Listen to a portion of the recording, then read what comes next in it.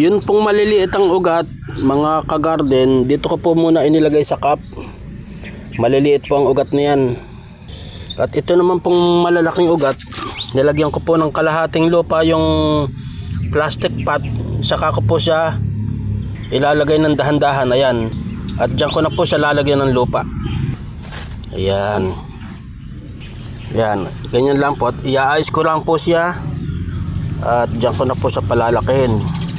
Malalaki po ang ugat niya. Baka naman po sakaling hindi na siya magkaroon ng dieback, wag lang po masyadong tutubigan ng sobra-sobra. Palagi lang isang lata ng sardinas ang ididilig ko diyan hanggang sa makarecover sa 3 araw.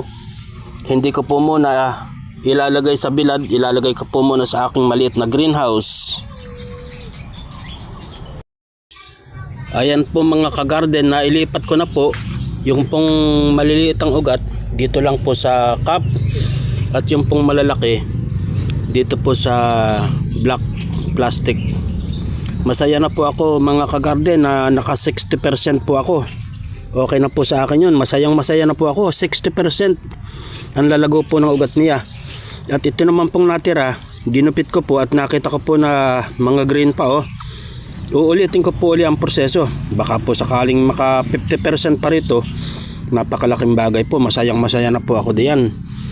Saka na lang po ako babawi sa mataas na porsyento ng pagpapatubo pag meron na po akong sariling cuttings na talaga pong mapipili ko po yung pinakamagaganda. Makabuhay lang po ako ng red cardinals na yan. Maligaya na po tayo mga kagarden. Sana makapagpabunga tayo ng ubas dito sa Bulacan. Okay po, maraming salamat po. God bless po sa ating lahat. Thank you.